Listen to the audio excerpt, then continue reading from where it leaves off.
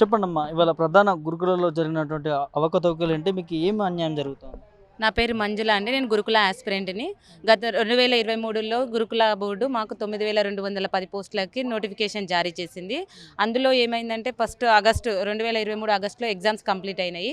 మొన్న ఫిబ్రవరిలో అన్ని రిజల్ట్ ఇచ్చిర్రు. ఫస్ట్ ఏం చెప్పారంటే మల్లయ్య భట్ సారు డిసెండింగ్ ఆర్డర్‌లో ఫిల్ చేస్తామని చెప్పారు. కానీ ఇంతకుముందు అప్పుడు చెప్పారు నోటిఫికేషన్ ఇచ్చినప్పుడు. ఇప్పుడేం చేశారంటే అలా కాకుండా డిసెండింగ్ ఆర్డర్ అంటే ఫస్ట్ పెద్ద పోస్ట్ నుంచి చిన్న పోస్టుకి జాబ్‌లు ఫిలప్ చేయడము. ఎవరైనా పెద్ద పోస్ట్ చేస్తారు కానీ చిన్న పోస్టుకి వెళ్ళరు. కానీ ఒక వ్యక్తికి డిఎల్, జేఎల్, పీజీటీ, టీజీటీ అలా ఇవ్వాలి. కానీ అలా ఇవ్వకుండా సార్ మధ్యలో పీజీటీ జాబ్లకి రిలీజ్ చేశారు. పీజీటీ ఆల్రెడీ అపాయింట్మెంట్ తీసుకున్నారు. పీజీటీ వచ్చిన వ్యక్తి స్కూల్లో మాత్రమే జాబ్ చేయాల్సి వస్తుంది. అలా కాకుండా అతనికి జేఎల్ అంటే జూనియర్ లెక్చరర్, డిఎల్ అంటే డిగ్రీ లెక్చరర్. అతనికి జేఎల్ వచ్చింది, డిఎల్ వచ్చింది. మళ్ళీ అతను పెద్ద పోస్టుకి వెళ్ళిపోయిండు. అంటే ఒక అపాయింట్మెంట్ తీసుకున్న వ్యక్తి రెండోది తీసుకున్నాడు, మూడోది తీసుకున్నాడు, నాలుగోది తీసుకున్నాడు సార్. అలా తీసుకోవడం వల్ల ఏమంటుందంటే వాళ్ళు నెక్స్ట్ డిఎల్కి ప్రిఫరెన్స్ ఇస్తారు కానీ జేఎల్కి, పీజీటీకి, టీజీటీకి ఇవ్వరు. అలా ఇవ్వకపోవడం వల్ల నెక్స్ట్ మిగతావన్నీ బ్యాక్లాగ్లో పడిపోయినాయి అన్నట్టు. అలా పడిపోకుండా మేమేమని కోరుకుంటున్నామంటే వాళ్ళు జాబ్ వచ్చిన వ్యక్తి నుంచి రిలిక్వేష్మెంట్ తీసుకుంటే నెక్స్ట్ మిగతా పోస్టులు వేరే వాళ్ళకి ఇవ్వడానికి అవకాశం ఉంటుందని మేము కోరుకుంటున్నాం సార్. 10 ఏళ్ల తర్వాత మాకు ఇప్పుడు నోటిఫికేషన్ వచ్చింది. మళ్ళీ కొత్త నోటిఫికేషన్ ఇస్తాము, అందులో మీరు రాయండి అంటే మేము మళ్ళీ జాబులు ఇప్పుడు ఫ్యామిలీస్ని వదిలేసి అందరిని వదిలేసి హాస్టల్లో ఉండి చదువుకున్నాం, అప్పులు చేసి చదువుకున్నాం. ఇప్పుడు మళ్ళీ చదువుకోండి అంటే మేము ఎలా చదువుకుంటాం? మీరు ప్రభుత్వంలో లేకముందే మేము మిమ్మల్ని ఎన్నుకున్నాము. ఇప్పుడు మళ్ళీ మీరు కొత్త నోటిఫికేషన్ ఇవ్వడం వల్లనే మీరు జాబులు ఇస్తారని మీరు ఎందుకు అనుకోవాలి? ఇవి కూడా ఫిల్ చేస్తే మేము మీకే ఓటేస్తాం. వేరే ప్రభుత్వం ఇచ్చిందని వాళ్ళకే ఇస్తామని మేము ఎందుకు అనుకుంటాము? మీరు రాకముందే మిమ్మల్ని గెలిపించుకున్నప్పుడు మీరు వచ్చినాక మాకు జాబులు ఇస్తే మేము ఎందుకు మిమ్మల్ని ఓడగొడతాం? అలా అనుకొని మాకేం చేయాలంటే రీలింక్విష్మెంట్ అనేది కంపల్సరీ ఇవ్వాలి, జీఆర్ఎల్ ప్రకటించాలి, తర్వాత డౌన్ మెరిట్ లిస్ట్ని ప్రకటించాలి అని మేము కోరుకుంటున్నాం. ఇందులో 9210 పోస్టులు మల్టిపుల్ పోస్టులు లేకుండా ఇండివిజువల్ పోస్టులుగా ఫిల్ చేయాలి అనేది మా కోరిక సార్. అంతే. ఉద్యమాల యుగం మనది, ఉద్యమిస్తే జయం మనది అన్నట్టు. అంతే సార్. తెలంగాణ అది ప్రత్యేకంగా మనం ఉద్యమిస్తేనే మనకు తెలంగాణ వచ్చింది. ఇన్నేళ్ల తర్వాత మనం కొత్తగా మన స్టేట్ని మనం తెచ్చుకున్నాం. అలాగే మా ప్రభుత్వం కూడా ఇప్పుడు కాంగ్రెస్ ప్రభుత్వం ఏం చేయాలంటే ఇంతకుముందు మనకు ఇప్పుడు కాలేజీలలో అందరికీ డబ్బులు కట్టేవాళ్ళం. ఇప్పుడు స్కాలర్షిప్లు ఇవ్వడం వల్లనే అందరు చదువుకుంటున్నారు.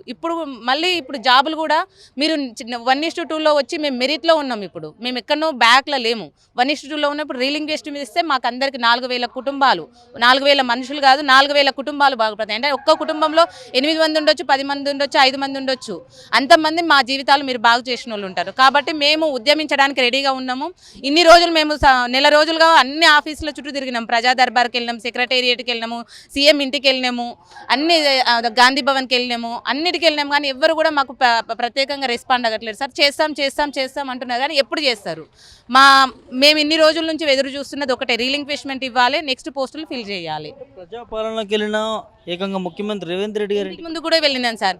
6 o'clock వెళ్ళినాం. మేము ఫస్ట్ ప్రజా దర్బార్కి వెళ్ళినాము. మన బట్టు విక్రమార్క సార్ తోటి మాట్లాడిస్తామన్నారు.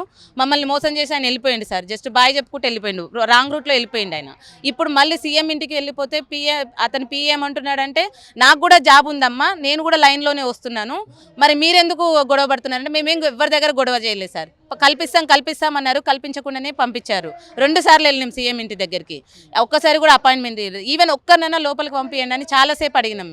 మమ్మల్ని ఎవరు అడగలేదు. మేము చాలా వందల మందిలో పోతే ఒక 10 మంది ఆగండి మేము లోపలికి పంపిస్తామన్నాడు. తర్వాత 2 ఆగండి పంపిస్తామన్నాడు, ఒక్కరు ఆగండి పంపిస్తామన్నారు. ఒక్కరిని కూడా పంపించలేదు. అతను పిఏ హార్ష్గా మాట్లాడి బయటికి పంపించేసింది మమ్మల్ని. నేను ఐఏఎస్ క్యాడర్ని, నేను మీలాగా పొలిటీషియన్ కాదు, నేను చెప్పేది నమ్మండి అన్నాడు. 48 గంటల్లో ఏదో ఒకటి చెప్తామన్నారు, ఏది చెప్పలేదు. మొన్న 4వ తారీఖు మనకు ఎల్బీ స్టేడియంలో అపాయింట్మెంట్లు కూడా ఇచ్చారు. అక్కడ కూడా ఏమైనా అనౌన్స్మెంట్ చేస్తారేమని మేము ఎదురు చూసినాం. అక్కడ కూడా ఎలాంటి అనౌన్స్మెంట్ లేకపోవడం వల్ల మేము ఇక్కడ ధర్నాకు వచ్చినాం. ఇది ఒక్క ధర్నానే కాదు, మా జాబ్ మాకు వచ్చే వరకు మేము చేస్తూనే ఉంటాం. నిరాహార దీక్షకైనా రెడీగా ఉన్నాం, చావడానికైనా డూ ఆర్ డై లాగా ఉన్నాం సార్ మేము. అంతే. ఇంత పరిస్థితికి ఎందుకు వచ్చిందంటే ప్రజాపాలన బట్టి సమస్యలు తీరుస్తున్నాం అంటా ఉన్నారు. నిరుద్యోగ పాలన అని చెప్పారు, నిరుద్యోగ ప్రభుత్వం అని చెప్పారు. నిరుద్యోగ ప్రభుత్వం వచ్చినాక నిరుద్యోగులనే గోస తీపిస్తున్నారు సార్. ఇప్పుడు ప్రజాపాలన మేము అతన్ని ఏం అడగట్లేము, జస్ట్ మాకు ఇచ్చినవి ఆల్రెడీ అన్ని రకాలుగా ఆర్డర్స్ వచ్చిన జాబ్లే సార్ ఇవి. ఓన్లీ 9210 పోస్టులని ఎలాంటి బ్యాక్లాగ్ లేకుండా ఫిల్ చేయాలి అని మేము కోరుకుంటున్నాం. తెలంగాణ రాష్ట్రంలో వాస్తవానికి మీలాంటి నిరుద్యోగ యువత వల్లనే ఈ ప్రభుత్వం ఏర్పడిందని ఏర్పడిందని అంటారు. చెప్తున్నారు. కానీ నిరుద్యోగుల యువత వల్లనే ఇట్లా ఏర్పడిందని చెప్పి నిరుద్యోగులనే ఫస్ట్ వచ్చి 3 నెలలు కాలేదు అప్పుడే మమ్మల్ని రోడ్ ఎక్కించారు సార్. టీచర్ల మైండ్ రోడ్డు మీదకి వచ్చి రావాల్సిన పరిస్థితి మాకు వచ్చింది. ఇట్లా తిండి తిప్పలు లేకుండా కుక్కల్లాగానే తిరుగుతున్నాం సార్. నెల రోజులు అయింది. ఎవరిని అడిగినా కూడా చెప్తారు రిప్రజెంటేషన్స్ జిరాక్సులు తీసుకునడం, మేము అక్కడ తిరగడం ఇక్కడ తిరగడం, ఫ్యామిలీ తోటి గొడవపడి ఇక్కడికి రావాల్సి వస్తుంది సార్. ఫ్యామిలీ వాళ్ళు మీరేంది ఇట్లా తిరుగుతున్నారు, మంచిగా చదువుకుంటే మీకు రాదా అంటారు. మేము మంచిగానే చదువుకున్నాం సార్. ఇప్పుడు డిగ్రీ చదివే వ్యక్తికి నెట్ సెట్ క్వాలిఫై అనే వ్యక్తికి స్కూల్లో చెప్పే టీచర్కి నాలెడ్జ్ డిఫరెన్స్ ఉంటుంది. వాళ్ళ టాలెంట్ వేరు ఉంటుంది, మాకు టాలెంట్ వేరు ఉంటుంది. మా సపరేట్ 3 పేపర్లు ఉంటాయి. 3 పేపర్లకి 3 రకాల ఎగ్జామ్స్ పెడితే బాగుంటుండే. అలా కాకుండా పీజీటీకి జేఎల్కి డిఎల్కి కామన్ పేపర్స్ పెట్టారు సార్, 2 పేపర్లు. అలా పెట్టడం వల్ల టీచర్కి ఉన్న టాలెంట్ వేరు ఉంటుంది, డిగ్రీ లెక్చర్కి ఉన్న టాలెంట్ వేరు ఉంటుంది. అలా నువ్వు కామన్ పేపర్స్ పెడితే మాకు ఎలా వస్తుంది సార్? రాదు కదా. ఇంట్లో వాళ్ళు ఏమంటారు, నువ్వు మంచిగా చదువుకోకపోవడం వల్లనే వచ్చింది అంటున్నారు. ఇప్పుడు మమ్మల్ని చదివించడానికి బయటికి పంపించట్లేరు.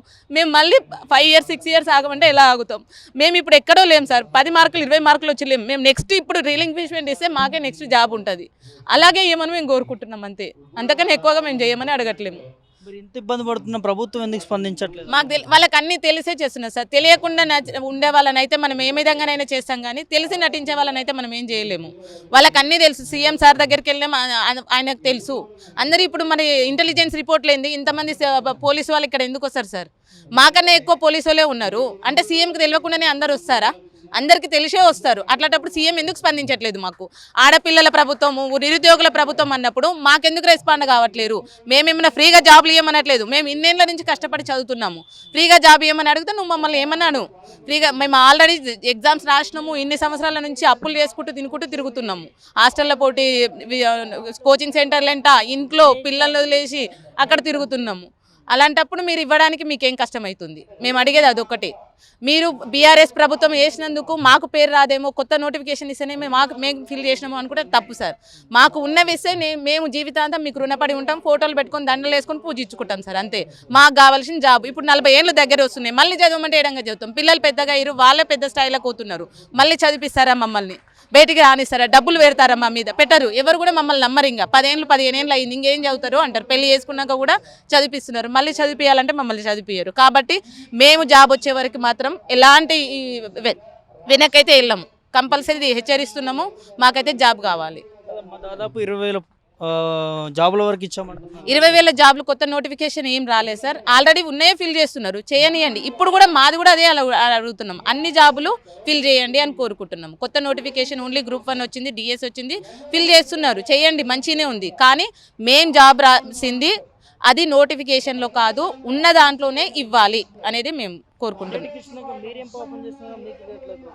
అదే సార్ మాకు అర్థం కానీ ఏం లేదు సార్. వాళ్ళు కొత్త నోటిఫికేషన్ ఇస్తేనే మేము ఇచ్చినట్టు, పాత నోటిఫికేషన్ ఇస్తే పాత ప్రభుత్వం ఇచ్చినట్టు అనేది ఆలోచిస్తున్నారని మేము అనుకుంటున్నాం. అలా అని మేము అనుకోవట్లేదు. మా నిరుద్యోగులం ఎవ్వరం అనుకోవట్లేదు. అందరి ప్రభుత్వం కాబట్టి ఇది. మాకు జాబ్ ఇస్తే మీకే మేము ఓటేస్తాం. మీరు ఇవ్వని నోటిఫికేషన్కే మేము మీకు ఇంత మిమ్మల్ని గెలిపించుకున్నాం. మీరు జాబ్ ఇచ్చినాక మిమ్మల్ని మేము ఎందుకు గెలిపించుకోము? మేము వాళ్ళకి 10 ఏళ్ళు ఛాన్స్ ఇచ్చినాం. మీకు అయితే 10 ఏళ్ళు ఛాన్స్ లేదు. 10 నెలల్లో మీకు దించుతాం మేము. జాబ్లు ఇవ్వకుంటే మాత్రం కంపల్సరీ దిగిపోవాల్సిందే. ఎందుకంటే నిరుద్యోగుల వల్లనే మీరు గెలిచిరు అని మీకు తెలుసు. నిరుద్యోగుల వల్లనే మీరు ఓడిపోయే పరిస్థితి వస్తుంది. కాబట్టి మాకు ప్రతిస్పందించాలి అని మేము కోరుకుంటున్నాం.